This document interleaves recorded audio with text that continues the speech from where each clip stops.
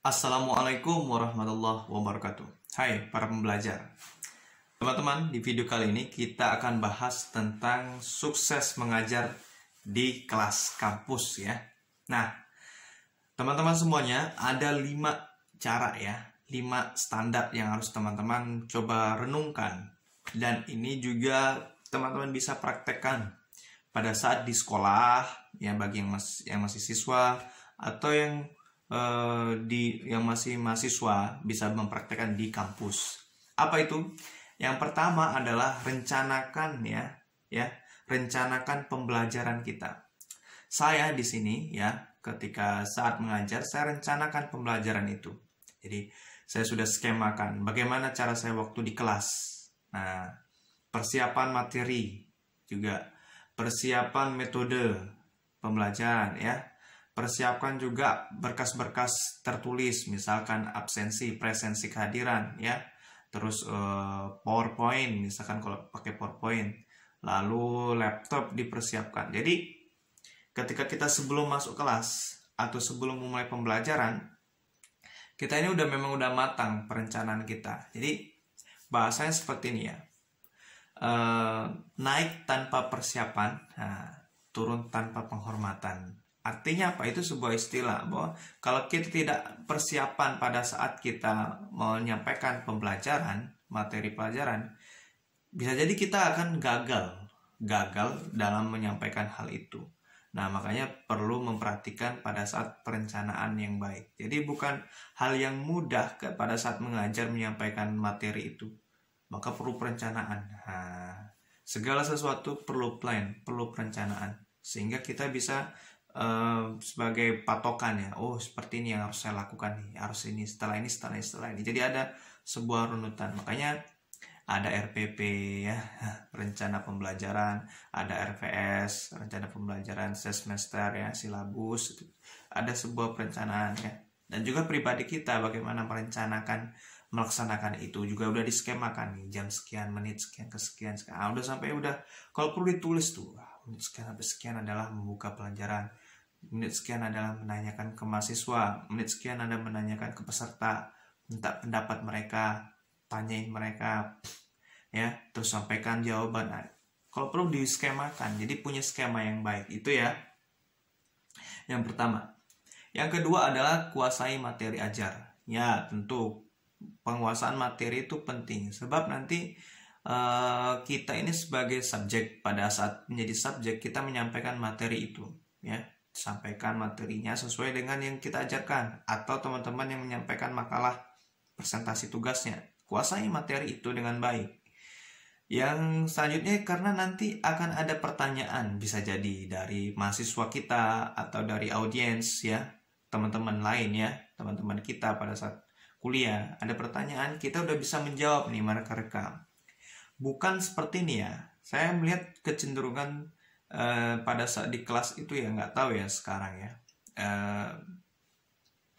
Jadi ketika ditanya oleh teman-temannya, mahasiswa ketika presentasi makalah, ditanya oleh teman-temannya, apa ini seperti ini? Padahal saya perhatikan jawaban itu ada di makalahnya, ada. Hanya tinggal mengeksplor saja jawaban itu dengan baik. Namun mereka buka handphone, cari di internet, baca di blogspot ya, WordPress ya. Oke, saya nggak permasalahkan blogspot WordPress, tapi ngapain gitu loh di depan kelas buka internet gitu? Itu menandakan kita nggak menguasai materi. Iya, kalau menurut saya itu mahasiswa itu ketika presentasi buka HP menjawab pertanyaan, itu tanda tidak menguasai materi dengan baik menurut saya ya. Terlepas nanti misalkan kajiannya memang nggak ada sama sekali, tapi menurut saya itu ada. Sebab misalkan lah ya, anggap saja, mohon maaf ya teman-teman ya, sepertinya pertanyaan Anda belum bisa kami jawab, sebab di makalah kami, sepanjang kami pengetahuan kami ini belum bisa kami temukan jawabannya. Mungkin nanti pertanyaan saudara bisa jadi dijawab oleh Bapak dosen kita atau Ibu dosen kita. Kami belum bisa menjawab itu. Nah, lebih baik seperti itu menurut saya daripada buka handphone. Ngapain? Saya kadang-kadang tuh saya sampaikan ke mahasiswa, simpan handphonenya, sampaikan apa yang diisi makalahmu. Walaupun salah yang disampaikan oleh mahasiswa ya. Ini maaf kata ya. Ketika ada pertanyaan dari mahasiswa, terus dijawab oleh para pemakalah, salah jawabannya, itu nggak masalah. Sebab ada dosen di sebelah. Tugas dia lah yang meluruskan itu, pemahaman mahasiswa. Saya sampaikan di kelas itu, kalau Anda salah, itu biasa. Untuk apa dosen di depan ini, kalau tidak meluruskan jawaban itu? Apa hanya jadi pajangan dosen-dosen ini? Enggak kan ya. Jadi menurut saya manfaatkan dosen. Artinya bukan memanfaatkan bukan ya, tapi begini, sampaikan aja semampu kita sampaikan sekuat tenaga. Nanti kalau dalam pandangan dosen, ini ya perlu diluruskan ini. Ini perlu diterangkan lebih jauh ini. Dosen akan mikir seperti itu. Jadi jangan khawatir. Jadi kuasai materi ya. Persiapkan dengan baik. Nah, itu yang kedua. Yang ketiga, pada saat kita sukses mengajar itu, lihat nih kondisi kelas. Ya, kondisi kelas saat mengajar misalnya. Tentu beda ya kalau mengajar di pagi hari sama siang hari atau yang di malam hari, itu tuh beda itu. Kondisi kelasnya kan tergantung semangat mahasiswanya. Kalau pagi mungkin ya masih fresh, siang udah mulai ya kriuk-kriuk perut ya, mau makan malam ya udah ngantuk, sisa-sisa tenaga ya. Misalkan kelas karyawan, misalkan Anda yang menyaksikan video ini, kalau Anda karyawan sambil kuliah itu hebat, sebab Anda menyisakan ya, meluangkan waktu Anda untuk belajar. Dosen Anda yang susah, sebab kenapa? Dia kan memikirkan gimana cara materi ini bisa sampai ke Anda. Nah, tapi bukan berarti Anda merugikan dosen, enggak. Dosen juga harus punya cara bagaimana menyesuaikan. Enggak mungkin dia harus kaku seperti pada saat mengajar di pagi hari. Untuk mengajar untuk kelas malam tentu lebih banyak diselipi dengan beberapa guyonan. Tentu guyonan yang sesuai, bukan guyonan yang lepas, bahkan mungkin cenderung yang aneh, enggak ya. Tapi diselipi cerita lucu ya, supaya ini tetap masuk, karena kan ngantuk ya, berat mata ya. Nah, cerita baik. Jadi ada ini penyesuaian bahasa, penyesuaian tema cerita itu harus disesuaikan. Makanya guru atau dosen itu harus bijak, pintar dalam melihat kondisi kelas dan kondisi mahasiswanya. Seperti itu ya.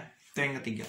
Yang keempat, gunakan metode variasi. Jadi yang seperti saya jelaskan di video sebelumnya ya, di video saya sudah sampaikan bahwa sukses belajar ya, sukses belajar, sukses mengajar di satu kelas belum tentu sukses di kelas yang lain ya, karena tergantung kondisi kelas tadi. Makanya dosen atau guru harus menggunakan metode yang banyak, punya cara yang banyak.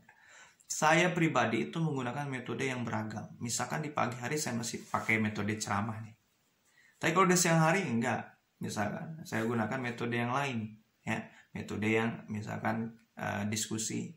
Malam hari seperti apa metodenya diubah. Atau hari ini kita sepakati dalam diri kita, hari ini saya pakai metode diskusi. Besok ya, pekan depan kita pakai metode ini sosiodrama, misalkan role playing. Nah, jadi teman-teman itu diberikan tema, terus diberikan tugas, misalkan buat puisi ya. So, tampilkan sesuai dengan materi. Buat lagu pop, disampaikan dengan cara lagu, buat. Atau dengan drama, buat. Kadang saya buat seperti itu di mahasiswa saya. Kadang nggak hanya mahasiswa yang jenuh, dosen juga ngajar tuh jenuh. Jadi bagaimana menggunakan variasi mengajar.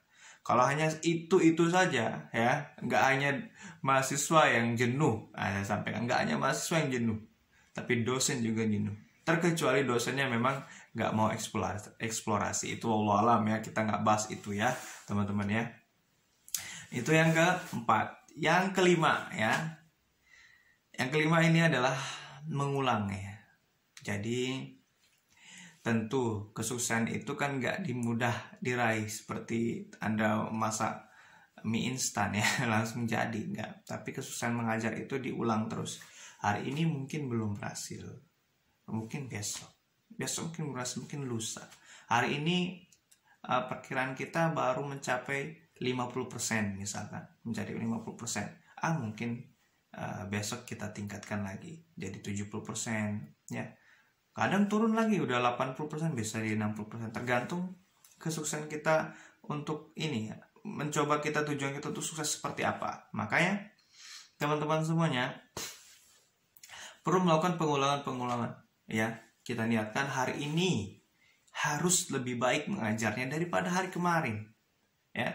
Pekan ini saya mengajar dengan menarik, pekan depan lebih menarik lagi. Jadi ada sebuah step tangga ya, tingkatan tangga harus kita raih ya.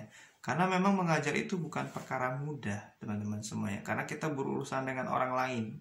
Bagaimana mendelivery ya pengetahuan kita, pemahaman kita, informasi yang kita dapat sebelumnya ya, kita baca buku, kita belajar, nah itu kita delivery, kita sampaikan, terus kita diskusikan bersama mahasiswa ya. Tidak kaku langsung harus kita mendogma menyampaikan ya, apa yang kita sampaikan diterima. Kadang-kadang mahasiswa juga harus dipikirkan juga, mereka juga punya pendapat, punya statement, mereka juga belajar pada dosen-dosen yang lain, mereka juga belajar ya dengan guru-guru yang lain, mereka juga belajar di YouTube misalkan, kan banyak ya. Anda yang menyaksikan video ini kan mendengarkan YouTube tuh ya. Ya setidaknya bukan berarti udahlah kita dengerin YouTube aja lah, nggak usah kuliah. Enggak ya, saya menyampaikan video ini karena teman-teman kan sedang kuliah atau sedang belajar dan ingin jadi dosen. Misalkan semua mahasiswa Anda jadi mendengarkan YouTube, siapa isi kelasnya? Tentu beda ya. Nanti teman-teman semuanya bedakan antara menjadi mahasiswa di kelas dengan mahasiswa YouTube. Itu beda ya. Jadi karena memang struktur untuk kelas itu kan udah disusun dengan baik, ada kurikulumnya. Sedangkan YouTube kan kadang-kadang enggak seperti itu. Oke, baik ya teman-teman, demikian ya 5 cara ya standar kita sukses dalam mengajar. 5 standar itu saja teman-teman praktekkan, insya Allah bisa sukses mengajar. Kedepannya mungkin bisa nanti diadakan variasi, pengembangan, dan improvisasi. Terima kasih. Assalamualaikum warahmatullahi wabarakatuh.